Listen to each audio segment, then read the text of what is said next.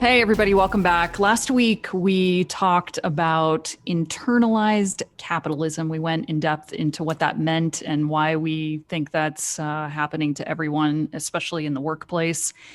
That was the theme around your self-worth being tied to how productive or non-productive that you are and why it's leading to so much stress and anxiety and overwhelm, people feeling very dissatisfied, not just at work, but also at home. And of course, obviously, the pandemic and being isolated has really ramped this up.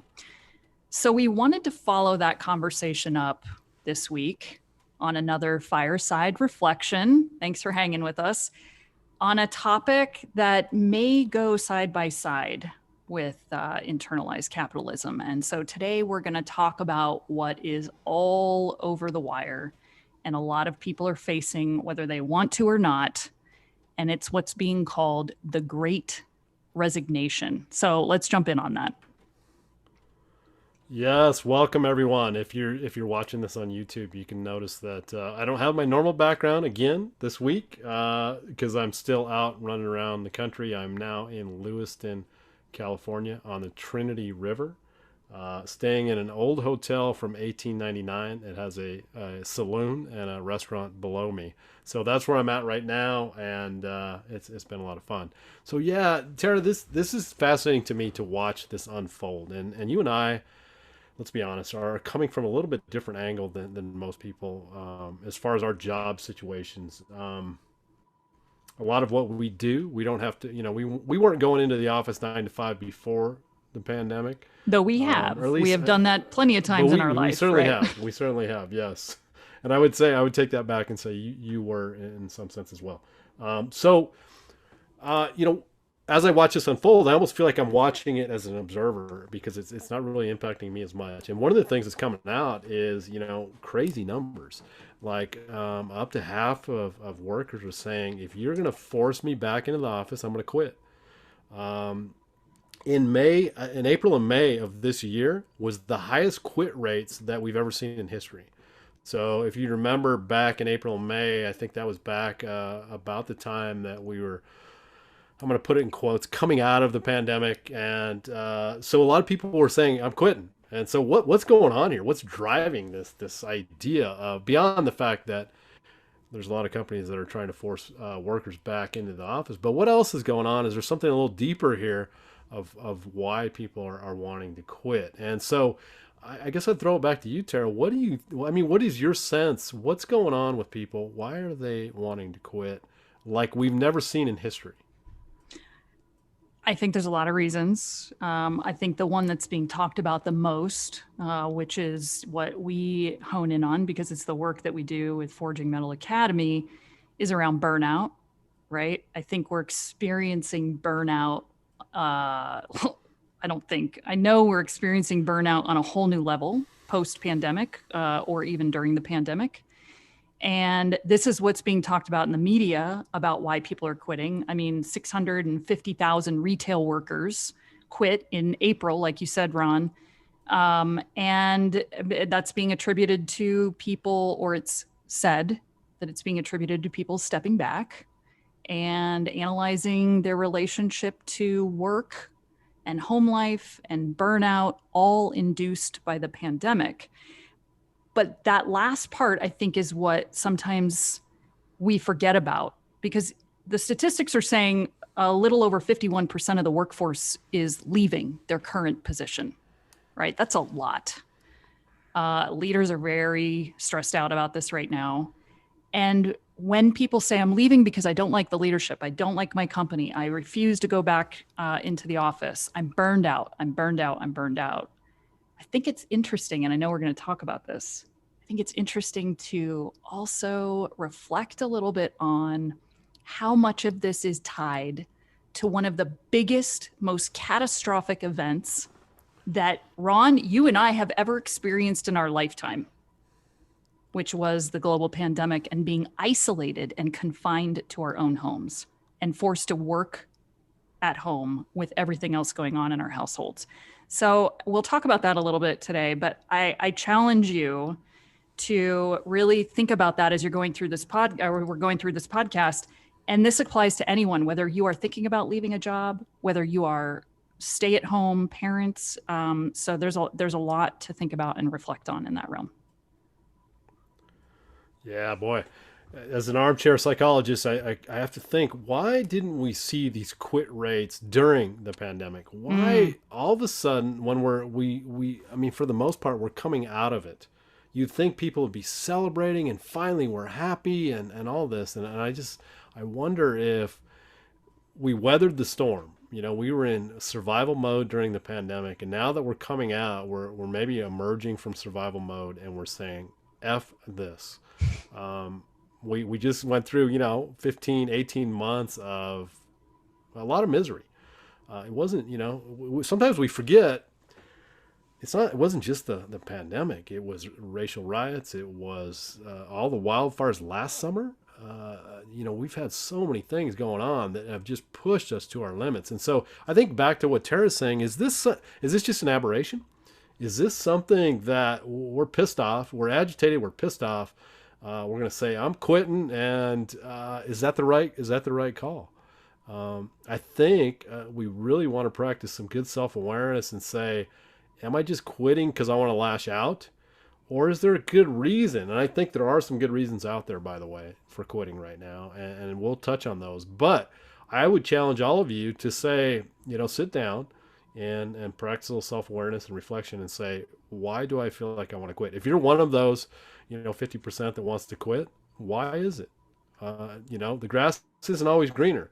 You may go to another company and it might be exactly the same. And so I think we need to be careful with that. When we have this discussion, be careful that you're not being reckless with your decisions to quit.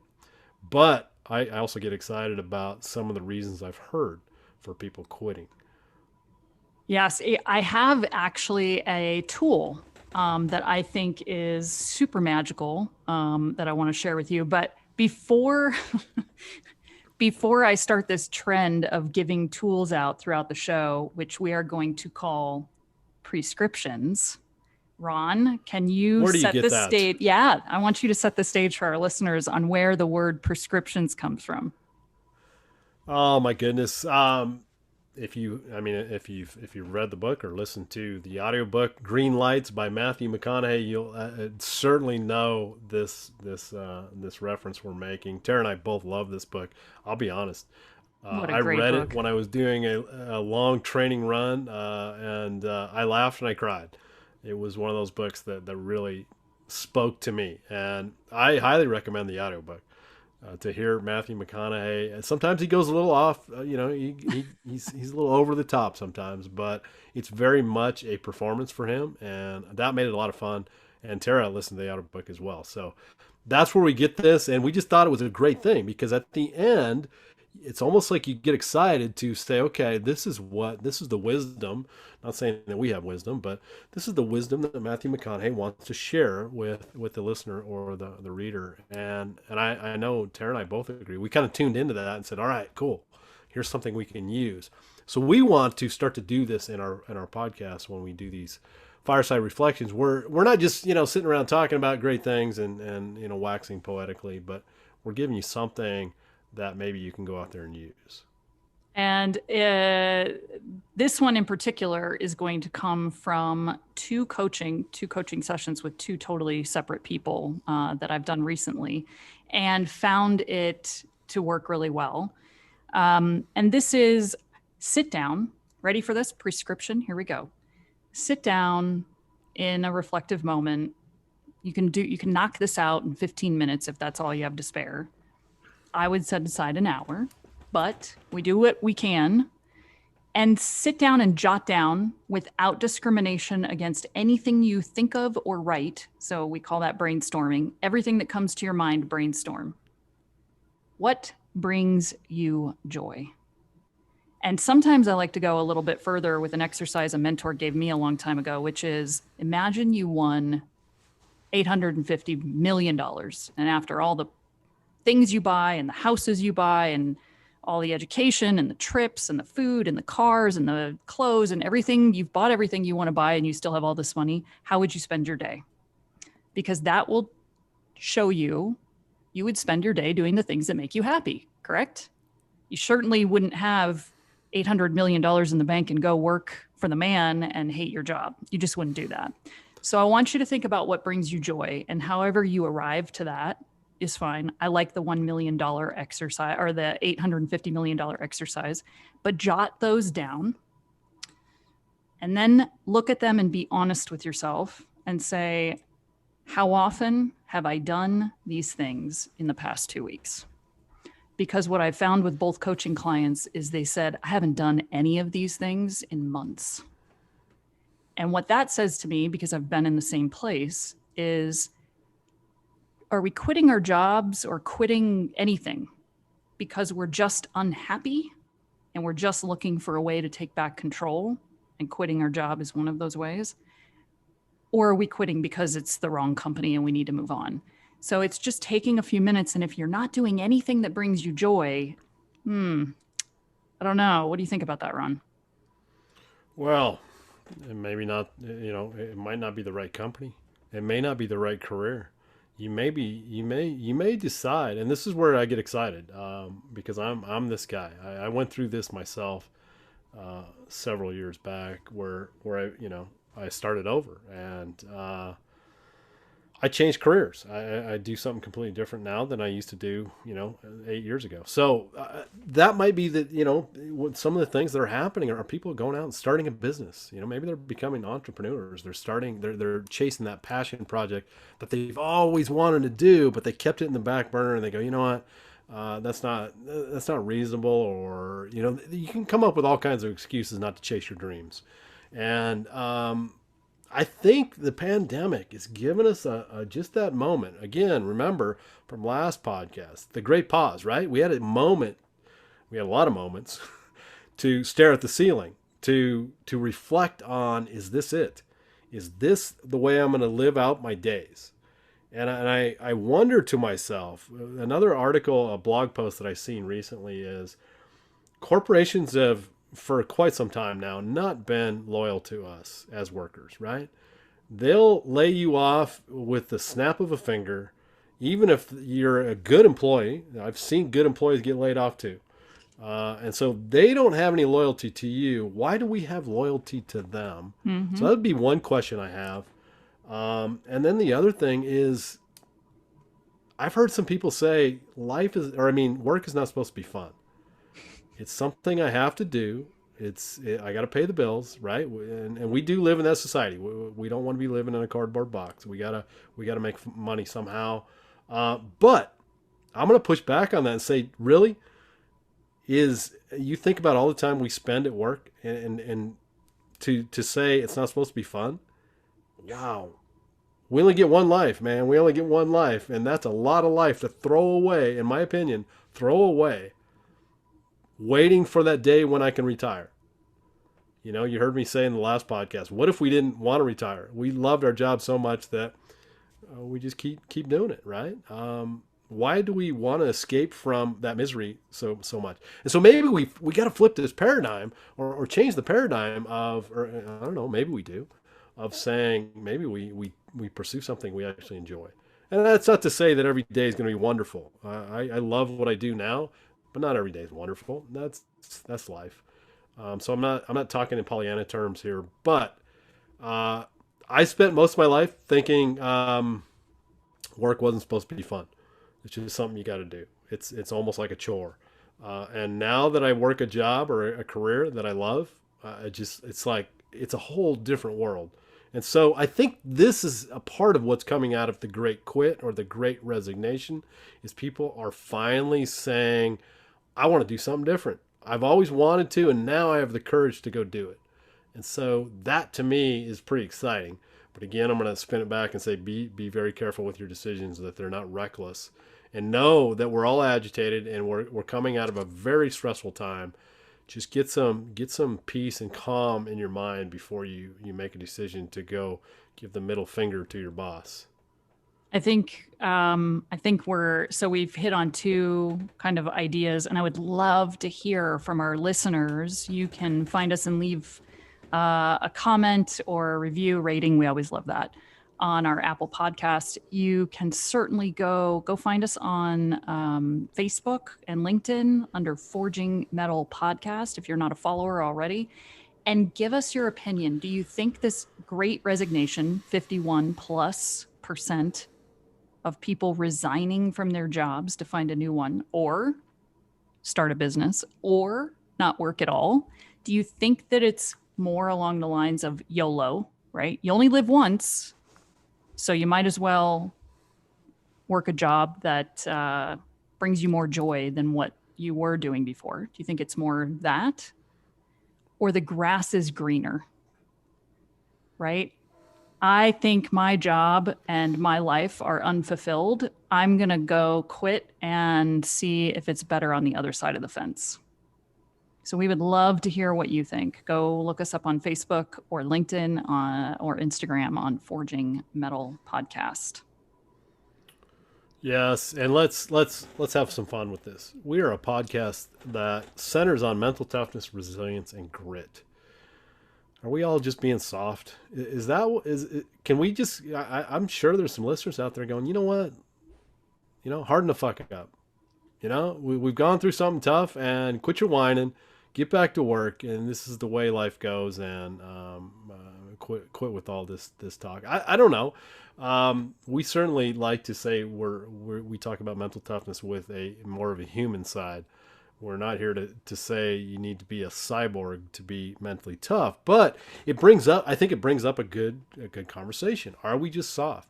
I don't know, Tara, what do you think? Are we just being soft? Or do we, you faced some things in the military that, I don't know, you've gone through some stuff that's pretty hardcore, and quitting wasn't an option for you. So well, should we be saying that we're going to quit because it's hard? Is that what's going on right now? Are we just quitting because it's hard? I don't know. I think there's no steadfast answer. I think the real answer lies in reflection, right? And the first time I went through this, I'm not sure because I was a lot younger how much I reflected, but it's a great point with the military. No, you can't necessarily just quit. You can't do that or you'll go to prison. but you can, in increments of 4 years, you can quit. You can put in your resignation. And after spending 8 years off and on downrange in places like Afghanistan and Saudi Arabia and Iraq and Pakistan, I, in 2009, put in my resignation. It was a lot of work, do what you need to do, survival mode when you're downrange. But I said enough is enough and I don't want to die. And I want something different for my life. So there's no way that I could tell people that are genuinely feeling that, saying, you know what, I never really liked my job to begin with, but the great pause of COVID and working from home helped me reevaluate what I want. I've spent time reflecting. I've realized I don't want to be a machinist anymore. I don't want to be a retail worker anymore. I don't want to be the CEO of a company anymore, like Jeff Bezos, who we can talk about. That's okay. I condone that. And I think there are a lot of people going through that. But I think there's also some people that maybe haven't done any reflection and it's just a grass is greener. It's, you know what? I'm unhappy because guess what? A lot of people are after a global pandemic and what we've gone through, which is trauma. We've all, as a global entity, gone through trauma, which we will see the results of years from now. And that breeds unhappiness. And so the divorce rates are up almost 34%. People are quitting on a massive scale. So I just say reflect a little bit. But Ron, we have celebrities that are kind of paving the way and saying, this is okay, what's happening. I just mentioned Jeff, he stepped down from being CEO. Now, does that have anything to do with his great pause, reflection time during COVID? Who knows? But there are a couple other people that have recently come out in the media and said, I'm going to focus on my mental health. And my mental health says I need to quit. Yeah, I think the message we wanted to really emphasize is just because you're thinking about quitting or you are quitting doesn't mean you're soft necessarily. Doesn't mean that you're not mentally tough. I think there's, as Tara said, there's different ways, different reasons, and there could be a reason that maybe you're being soft, but it doesn't necessarily have to be that way. And one of the things that just came out last night, as we record this last night, Simone Bowles or Biles, gosh, I gotta say her name, Simone Biles, the probably what most people consider the greatest women's gymnast ever, quit in the middle of the Olympics. I don't know that I've ever seen this, and the reason for her, she said she was very honest, which I think is amazing to me that she didn't. She could have easily said, "Yeah, I hurt my ankle or something," but the reason she gave is my mental health. My mental health is more important than a gold medal, and I'm just like, wow. She had the whole world watching her, and I'm not exaggerating that. The whole world was watching to see how she was going to do in the Olympics, and she said, "You know what? I got to take care of myself first." And so I think part of what's going on here is that take care of your mental health. We're big proponents here of taking care of your mental health. And I've already seen people on social media attacking Simone, and saying she's soft and coddled and entitled generation and all that. And I said, you know what I would say to them? You don't get to be the best in the world and maybe the greatest of all time without having mental toughness. Let's cut her some slack. That she said, you know what, I reached my limit, and I'm gonna pull the ejection handle, and that's okay. I think this is the part of mental toughness that's very dangerous. To say that we always got to grit our teeth and just bear through it, that's not a good approach. I'm not a proponent of that, and I don't think Tara is either. We want to know that or we want you to know that we're human, and sometimes we reach a limit. And I agree with her. That gold medal, that's important, but it's not the most important thing. And whatever it is that you're chasing, right? Whether it's a gold medal or your job or whatever it is, take care of your mental health first. And maybe we use her as a good model of how to have the courage to do that. I say if she can do that in that situation, Oof. we all can. I just can't even imagine the pressure that it would take to do that. Wow. Yeah, Oh, to talk about opening unbelievable. yourself up to ridicule. He's getting a lot Man, of. yes, she's getting it already, and I think that's so unfair. Anyway, that's maybe a little off on a tangent, but what a great topic. Megan McCain got a lot of ridicule, putting in her notice on a smaller scale than the Olympics, but she worked for ABC's The View. And after several years, she actually came out and said that her reason for quitting is COVID-19, right? And how and I quote, how it has changed the world for all of us. It's changed the way I'm looking at my life, the way I'm living my life, and the way I want my life to look. And I think that's super commendable. I think so many of us can, whether you have a full time job, whether you're out of the workforce, I think we can all totally empathize with that. And as we're going through it, and I think a lot of people could say they're also switching careers because they learned through the pandemic how volatile their careers are. Especially if you work in the retail or hospitality industry, this is not the time to open a restaurant. Right? Not the time to open like anything that puts a whole bunch of people in a room with very limited breathing space, right? So you may be switching your job because of that. And I think all of that, again, as long as you're putting some reflection into that, is going to be super beneficial for you. But Ron, I want to talk about for any of the leaders that we have listening on the podcast, or managers, or anybody that's jumping into a leadership role. What do they do, right?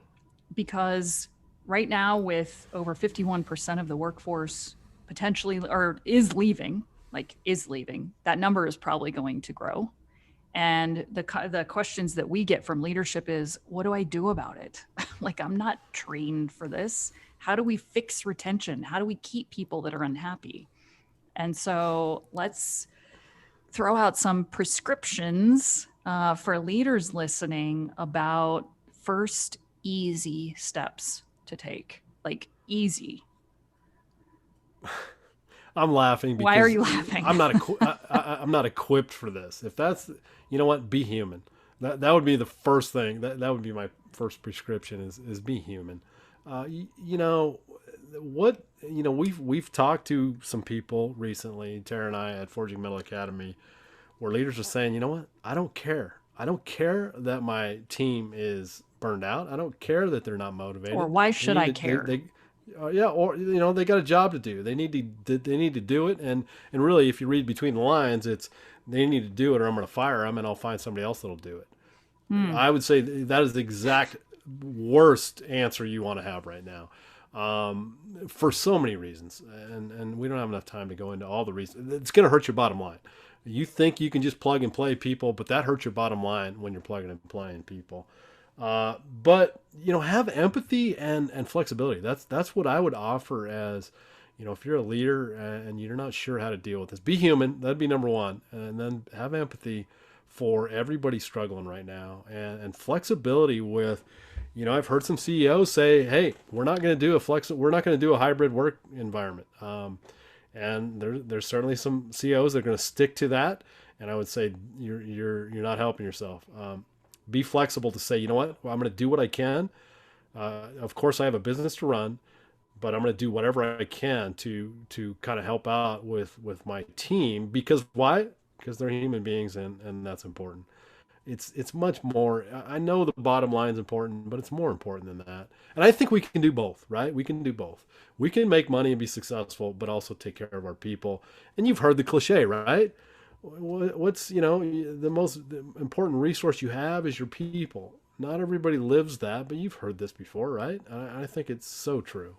And I think right now it's magnified. Take care of those people. They're going to quit, and you're going to have a hard time getting talent in. If you have a culture of forcing things on people, especially right now, good luck finding anybody that wants to come and work for you. You're going to have to offer a lot of money to them. You might entice them that way. But again, that's not helping your bottom line. So I just think it's incredibly egotistical and just rigid to say you're going to do this, and I don't care what you think. Mm. If you don't like it, you can go somewhere else.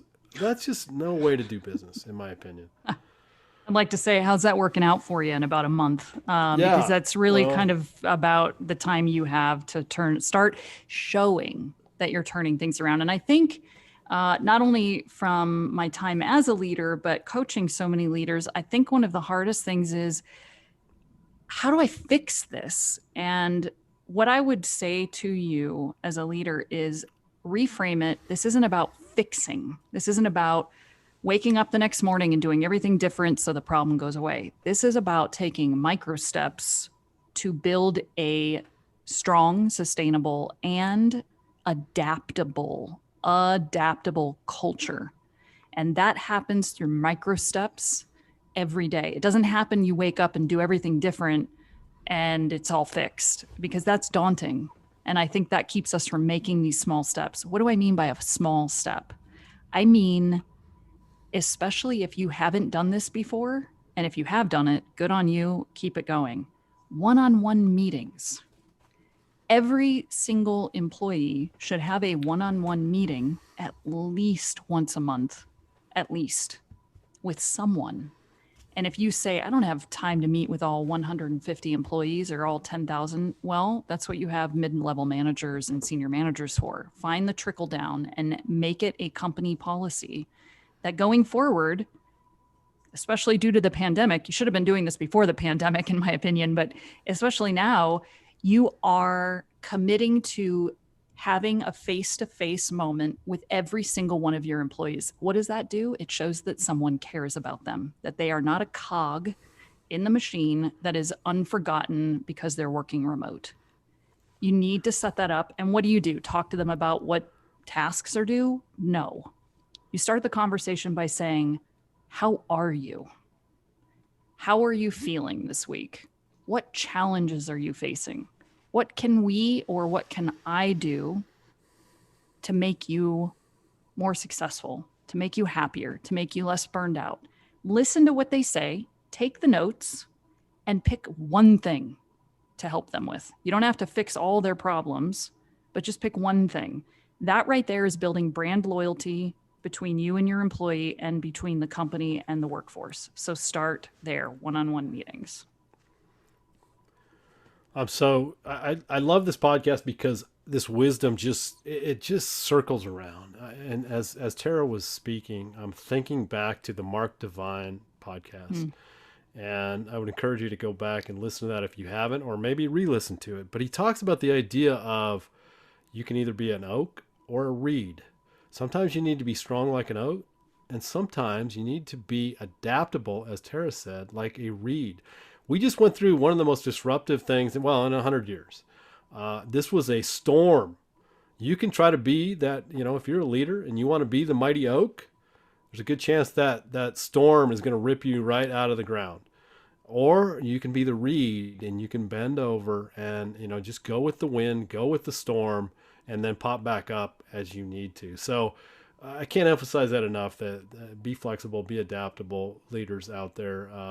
That is going to serve you well. And if that feels like you're giving control or giving up control, I think you need to look at that a little differently. But take care of your people, and the way we do that right now is with some adaptability. So I love that you said that, and I love that it comes back to all the conversations that we have on this podcast.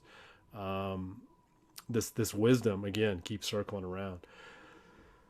I think the key is we need to show care, right? And really, we listened to this on the Melissa Duer podcast. Showing care is not about being super soft and fixing people's problems or whatever. Care sometimes is just opening the conversation, just opening the space and saying, "How are you?" They'll tell you, they get heard, they feel cared for. Doesn't mean you need to do anything except ask that question. But if you want to go a step further and you say, "Tara, I'm already doing that," or "Tara, I'm already doing one-on-one meetings," look for growth opportunities. A lot of people are quitting because they say that they're not being challenged. They're not being looked after for career development. Look for career opportunities, which is a conversation between you and the employee to begin with. And then you can go find career opportunities for them. If you are the right size company where you're saying, I'm seeing this on, there's so many job postings right now for HR managers, for HR specialists. I would say, yes, HR is very important.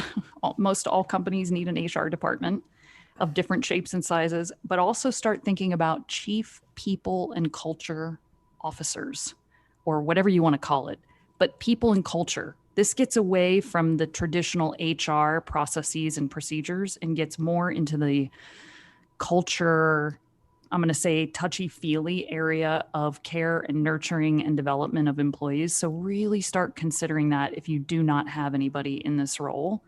And definitely make sure you're just opening up conversations for people to find out, how do I make you feel valued? Because the key is, if people do not feel valued at work, they're going to leave, and they're already doing it. Yeah, we've talked about burnout a lot on this podcast, and closely related to many of the things Tara just said is, the things that the great article that I just read, we'll post it in the show notes. But if you don't give your employees rest, that's one thing that's going to contribute to burnout. Agency, give them some control. Let them kind of chart their own course. Give them a sense of purpose. And then lastly, number 4 is create a sense of community. So rest, agency, purpose, and community. That's going to bring you a long ways. It's going to help with burnout. And that's, I think, a big driver of why people are quitting right now. So think about doing those things for your people. This is manageable. You guys can do this. This is, again, it's a once in a 100-year thing, but we got this and we can get through this. And I would also, again, I would emphasize that this is not, if you're a stay-at-home mom, there's a lot here that we can learn from this as well. Or maybe a stay-at-home dad. I don't want to be sexist about that. So, if you're not out in the working world, I think there's still plenty here that you can use as well. And know before we leave you today, also know that a lot of what we've said is not a strength for a lot of people, especially if you are a leader that is focused on the bottom line, which no judgment, but if you are, this typically is not going to be in your realm. The bottom line is it costs a lot of money to lose an employee, and it costs a heck of a lot of money to employ another one. So, in order to fix that bottom line problem, delegate.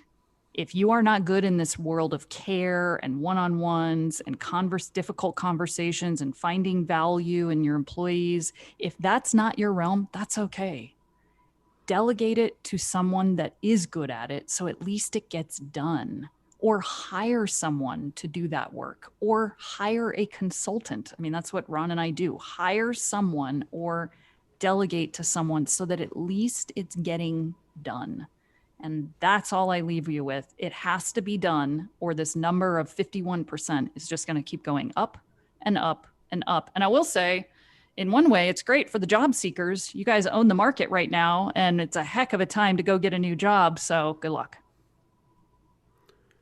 Yeah, and I would throw out there, my things to leave you with, to reflect upon. I don't know if I'd call these prescriptions, but certainly I would like you to, or encourage you to think about prioritizing your mental health. Make sure you're taking care of that. I once heard a Tim Ferriss podcast where he did a thought exercise where he said, if you had 2 years left to live in your life, what would you regret not doing at the end of those 2 years? And I like that it's a time frame that's long enough to do something meaningful, but it's also not 10 years down the road.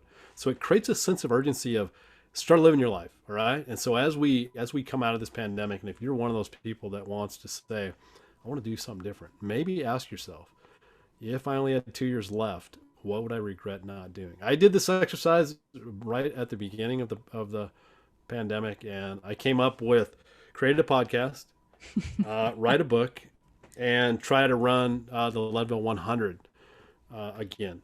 I've checked all those boxes almost. The Leadville 100 I had to pull out of, but I've created a podcast. The book is almost done with a rough draft. So I would ask you to do the same. What are the things that you want to do? And then lastly, I would leave you with reimagine what success looks like to you, and what does wealth look like. Wealth can be a lot of things. It doesn't always have to be financial. And don't buy into anybody's definition of success except for yours. And I think those things can help you with that self-awareness and that reflection that we need right now of what's the next step for us. Is it quitting our job? Maybe that's the right answer. Maybe it's a new career, but maybe not. But the only way you're going to get there is with self-awareness and reflection. So I leave you with that, and thank you for joining us once again. Make sure that you check out our show notes, and we always appreciate you going to Apple Podcasts and rate us. That helps us get great guests, and the more ratings that we get, the more that we can pull in those good guests.